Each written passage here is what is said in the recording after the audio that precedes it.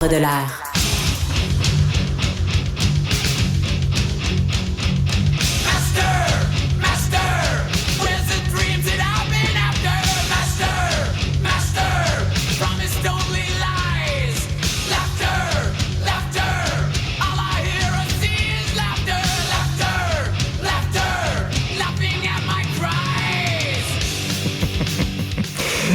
Alors, c'était Metallica qui a enflammé le stade olympique, non pas une fois, mais bien deux fois au cours de la fin de semaine. Nick Payne, analyste politique. Salut, Nick. Salut, Alexandre. Bon, c'était quand même un gros test là, pour le stade olympique qui a eu mauvaise presse pendant plusieurs années au niveau du son. Qu'est-ce que tu penses, toi, de ces grands spectacles-là dans un endroit justement comme le stade? Ouais, et là, la question, c'est, je te le dis dans un instant, tu vas voir, la question, c'est, est-ce que le son était bon ou il était pas bon? Parce que dans les médias, on a entendu un peu de tout. Bon, davantage de critiques que d'éloges à ce point de vue-là. Chez les amateurs, la plupart ont trouvé ça plutôt correct, voire même formidable. Répondons à la question, même si j'étais pas sur place, Alexandre, le son était pourri. Ah oui? C'est certain. Mais oui, c'est techniquement impossible. C'est trop écho? D'avoir un son. Ben oui, c'est absolument gigantesque, ce stade-là. C'est tout en béton armé. Le son tourne là-dedans.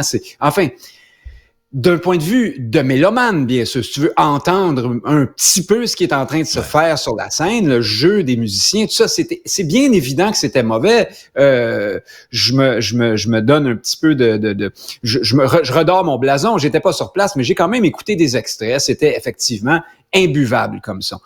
Mais alors, pourquoi tant de gens vont là, paient des centaines de dollars, hein, puis des fois, c'est des prix là exorbitants. Là, j'aime mieux pas y penser. On parle plus les t-shirts, plus la marchandise.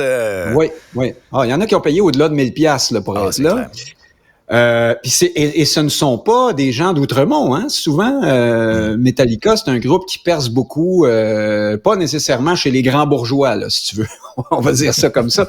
Bien que ce soit évidemment large là, comme public, mais donc c'est pas toujours du monde riche, loin de là. Alors comment se fait-il qu'ils vont là et qu'ils aiment ça aussi et ils en ont bien le droit. Hein? Moi, je ne conteste pas le plaisir qu'ont eu les gens qui sont allés là et le choix qu'ils ont fait d'y aller. Mais c'est parce que faut remonter, faut prendre un petit peu de recul là historique. L'époque technologique, l'époque des moyens de diffusion depuis quelques décennies a permis de créer des espèces de demi-dieux, hein, des vedettes, notamment évidemment dans la musique rock, mais aussi dans le cinéma, par exemple, et dans quelques autres domaines, qui sont devenus dans les médias aussi, hein, les émissions de télévision, des gens qui sont devenus de gigantesques idoles et qui envers lesquels on voue un culte. Là, je reviens à la musique. Alors, il y a des millions de personnes qui connaissent leurs chansons, on connaît leurs histoires, leur vie, les cures de désintoxication, l'alcoolisme, patati patata, les chicanes d'ego dans le groupe, un tel est parti, l'autre est là. Es-tu plus Lennon ou McCartney? Es-tu plus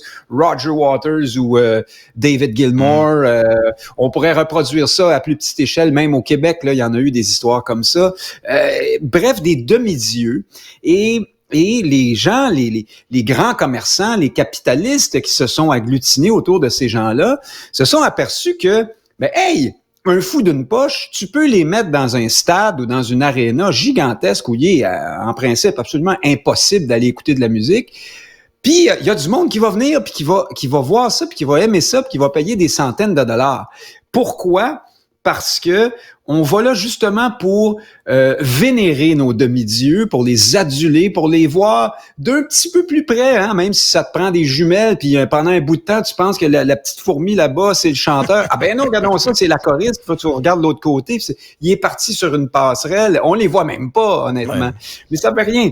T'es au même endroit qu'eux pendant un moment, et t'es parmi les tiens aussi. C'est un phénomène d'identification au groupe, si tu veux. Et puis la musique métal, on le sait, hein, c'est vraiment un gros esprit un esprit de corps, un esprit de groupe dans ça, comme dans plusieurs autres styles musicaux d'ailleurs, mais celui-là est particulièrement fort là-dessus. Alors c'est ça les ressorts de ce phénomène-là. Ce n'est pas un phénomène mélomane. Si tu aimes la musique, moi, je suis un grand mélomane, je m'en vante pas, c'est comme ça. Mais t'es musicien aussi, Nick, là. Tu as une connaissance. Oui, je suis musicien aussi. Oui, tu sais que notre metteur en ondes, je voulais que je te raconte ça. Je suis pas sûr que c'est si intéressant, mais moi qui ai fait beaucoup de tournées avec Éric Lapointe, la chanson avec laquelle notre ingénieur de son faisait son test à chaque début de notre journée de travail à nous, c'était Enter Sandman de Metallica. Sérieux? Je peux te dire que je peux plus jamais écouter ça de ma vie parce que je l'ai entendu 350 fois par année pendant des années, à l'heure où tu arrives avec tes affaires. Pourquoi c'était cette chanson-là? C'était-tu parce que c'était la préférée de quelqu'un de l'équipe ou c'est parce qu'au niveau du son, ça représentait un défi technique? Fait que si Enter Sandman sonnait bien, tout va bien sonner? Probablement que ça représentait un peu le son qu'on cherchait à avoir avec l'équipe de Lapointe, les guitares de Stéphane Dufault, la grosse batterie, c'était pesant notre affaire. Alors ça convenait là pour peut-être qu'il y avait aussi d'autres qualités sonores ou des défis techniques propres à cet enregistrement-là qui faisait que ce gars-là, lui, il travaillait bien avec ça. Mais toujours est-il que je l'ai un petit peu trop entendu la toune. Fermons la parenthèse. Alors c'est ça, c'est un phénomène de groupe et d'identification, tandis que pour le mélomane, moi qui aime beaucoup, je suis pas particulièrement Metallica dans la vie, je trouve ça très bien fait, je trouve que c'est très intéressant ce qu'ils font, mais j'ai beaucoup aimé par exemple Pink Floyd ou les Rolling Stones autrefois, mais beaucoup là, hein, et je suis allé voir ça au Stade Olympique, je suis sorti de là dégoûté parce que... T'étais même pas sûr d'avoir entendu les Rolling Stones? T'entends absolument rien. C'est une espèce de bouette. Mais il y avait plein de gens autour de moi qui trouvaient ça fantastique. Ils étaient dans la même pièce que Mick Jagger, même si la pièce a 7 km de large. Une sorte de communion, hein? C'est ça. Une sorte de communion avec ses idoles, avec des gens qui tripent sur la même chose que nous. Oui, exactement. Après, bon, tu sais, ça te coûte quand même le prix d'un forfait tout inclus à Cuba pour une semaine pour bien des gens. Moi, le choix serait facile. Pour moi, j'ai un peu l'impression de faire rire de moi. Honnêtement, c'est l'impression que j'ai eue, même quand je vais voir des spectacles au centre, ce qu'on appelle, ça s'appelle-tu encore le Centre Bell? Oui, je pense que oui, là, l'aréna des Canadiens. Bon, j'aime pas faire de la pub en parlant, mais on est obligé de l'appeler par son nom. Et donc, parce que j'ai à ce prix-là, moi, écoute, 65 000 personnes, c'est ça, à peu près le nombre de spectateurs qu'il y avait au stade 2 fois là, en fin de semaine. Si ça coûte 5 piastres, tu sais, là, ou 10 piastres, ça leur fait déjà presque 1 million. Nous, on parle de gens qui ont payé des centaines, voire 1000 $. Je trouve ça... Ouais. Écoute, c'est comme si je te disais, je t'invite à souper dans un bon restaurant au centre-ville, mais je vais t'asseoir sur le Mont-Royal, tu sais. Puis, je sais pas, on va aller te porter, tu nous regarderas avec tes jumelles. Ça marche pas. Puis pour le son... C'est une question de dilution puis de phénomène acoustique. Tu sais, si tu mets 5 gallons d'eau dans ton assiette de poutine, là, elle goûtera pas bon ta poutine, t'auras beau essayer. C'est la même chose. T'sais. C'est sûr, c'est pas maison symphonique, là, on s'entend là-dessus, mais Nick, je vais te faire un parallèle avec ce qui se passe, exemple, à Toronto. Et Taylor Swift. Je sais pas si t'es fan de Taylor Swift, mais là, écoute, dans l'équipe ici, là, les gens se peuvent plus, honnêtement, depuis une semaine. Et là, Taylor Swift fait un arrêt au Canada et c'est à Toronto parce que les infrastructures, la grosseur du stade de baseball là-bas fait en sorte que, c'est cet endroit-là aussi qui peut l'accueillir. Dis-moi, Nick, tant qu'à avoir le stade olympique, là, il me semble que si on fait pas des mises à jour optimales au niveau du son, si ça sonne pas bien, on se prive de super bonnes tournées en plus. Tu sais, tu dis déjà là, déjà d'un stade, c'est ordinaire. Mais regarde, il y en a pas eu 1000 des tournées au stade olympique depuis plusieurs années. Puis la raison est simple, c'est parce que ça sonnait pas bien. Puis les artistes, selon plusieurs, ne venaient pas à cause de ça. Il y a des artistes qui ont une éthique quand même relative puis qui disent là ça se peut pas, ça va faire parce que ce qu'il faut dire aussi c'est que pour le musicien là et l'artiste là, c'est vraiment pas agréable jouer dans une piscine comme ça là parce que tu n'as pas de retour. Ouais, décris-moi un peu ce que ça fait. Nous un peu à comprendre parce que moi j'ai gratté la guitare un peu là quand j'étais jeune mais j'ai jamais fait tourner ni rien. Décris-nous ce que ça fait jouer dans un environnement comme ça. J'allais te demander si tu as déjà eu les cheveux aux fesses puis que tu allais voir Metallica ou autre chose. Non, ben c'est moins mon genre.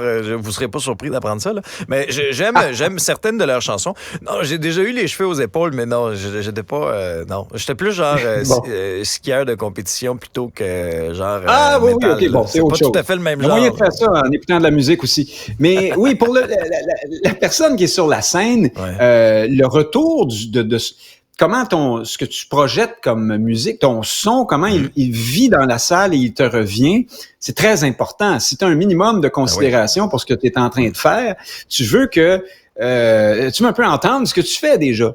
Puis, idéalement, sentir la salle, entendre le public, même presque les gens jaser. C'est agréable de jouer de ce point de vue-là dans les bars ou dans les maisons de la culture ou dans les salles, tu sais, de quelques centaines de personnes jusqu'à peut-être, à la limite, le Spectrum autrefois ou le Métropolis. Tu sens bien la salle, tu sens ce qui se passe. Tu n'es pas obligé d'avoir des écouteurs pour entendre le groupe, là, le son du groupe vit dans l'espace. Quand tu joues dehors ou dans une affaire pareille, une aréna, tu as besoin de jouer de tout un paquet de systèmes pour pallier à tous ces problèmes acoustiques-là, ce qui fait que tu es un peu comme si tu étais assis dans ton salon en train d'enregistrer sur GarageBand, sur ton ordinateur, là, tu sais. Alors, tu es un peu déconnecté.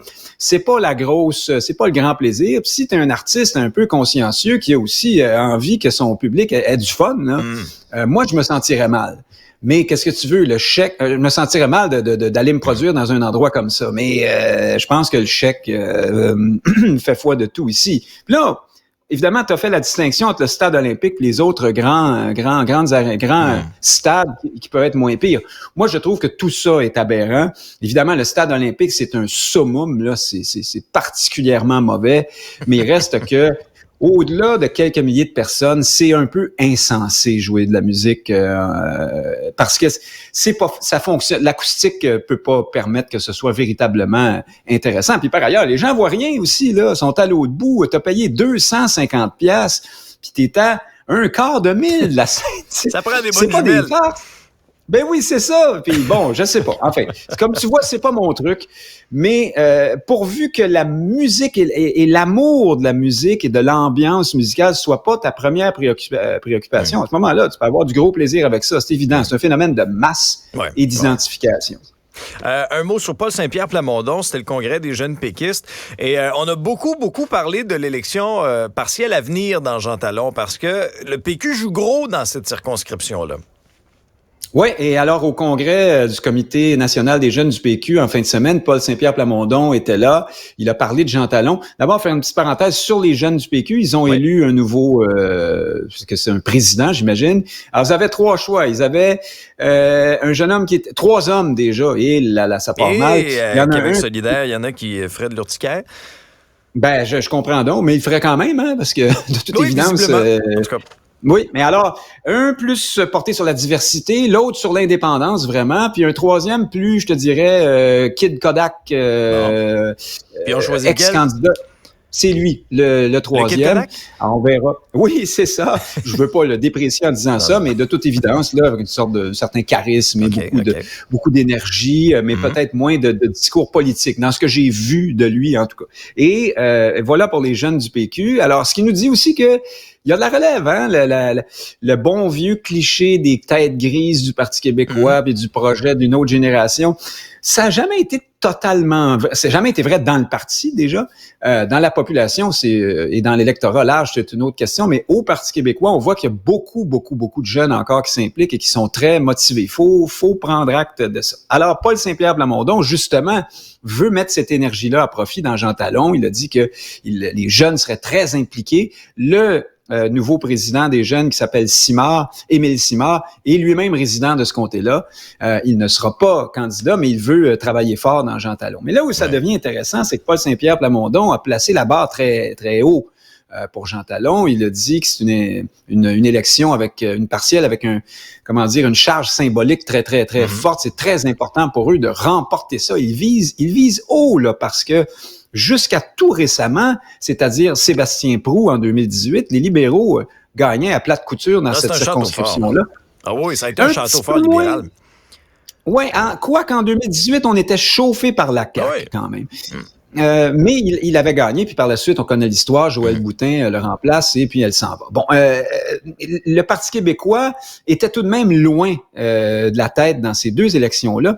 Mais là, ce qu'on observe, c'est un phénomène assez particulier de transfert du vote caquiste vers le PQ et non pas vers les libéraux. Et là, la question qu'il faut se poser, c'est toujours la même, c'est d'abord pourquoi ça se passe comme ça, mais surtout qu'advient-il des libéraux? Est-ce que les libéraux pourraient se surprendre et revenir, si tu veux? Ils ont toujours pas de chef. Et moi, je martèle ça. Tu ne peux pas exister dans le débat politique sans chef. Et je pense que c'est la raison principale pour laquelle les péquistes ont actuellement des chances dans ce comté-là. C'est que les gens qui étaient passés des libéraux à la CAQ, il n'y a plus de libéraux, là. Alors, non, mais je veux dire, il n'y a pas de chef, mais il n'y a même pas de règle pour la course à la chefferie. Ceux qu'on croyait peut-être être sur les blocs de départ se désistent de tour à tour. Je veux dire, comment tu veux reprendre le comté en ayant un parti comme ça? Puis dans le cas du Parti québécois, ce qui est intéressant, c'est que dans les sondages, tu l'as constaté comme moi, c'est une montée en flèche quand même du Parti québécois depuis les derniers mois. Ça a été une très mauvaise session parlementaire pour la CAQ. Et là, à Québec. Et à Québec. Et là, le fait de, supposons qu'on consolide Jean Talon, ah ben là, c'est pas juste les sondages, c'est pas juste un feu de paille. Puis de 3, on passe à 4. Mais encore faut-il trouver un candidat. On n'a pas annoncé de candidat encore, là.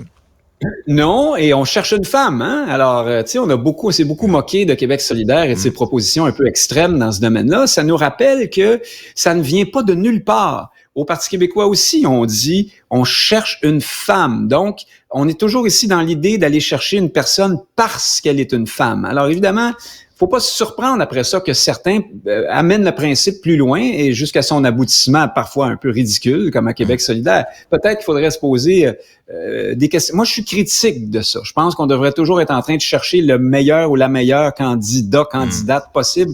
Point.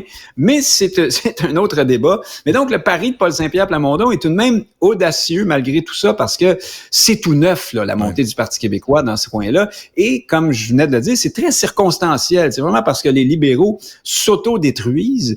Et par conséquent, les gens déçus de la CAQ ça tourne un peu vers le PQ parce que s'il y a une forme... Les gens de Jean Talon étaient libéraux, donc plutôt fédéralistes, mais pas nécessairement pas nationalistes. Hein? C'est peut-être des libéraux à l'ancienne qui croient quand même au Québec qui s'affirment. Alors, de ce point de vue-là, le PQ est un recours, mais il faut pas négliger Québec solidaire non plus, dans ça qui était deuxième à la dernière élection. Alors, ça va être serré. Je trouve ça audacieux pour M. Plamondon de viser là, vraiment aussi, de façon aussi claire la victoire, parce que là, elle va devenir une sorte de défaite morale là, si on n'atteint pas ce sommet-là chez les péquistes. Mais il nous a quand même surpris plus d'une fois depuis son arrivée en politique, Paul Saint-Pierre Plamondon. On verra bien. Encore faut-il avoir la date de cette élection partielle-là. C'est toujours pas connu.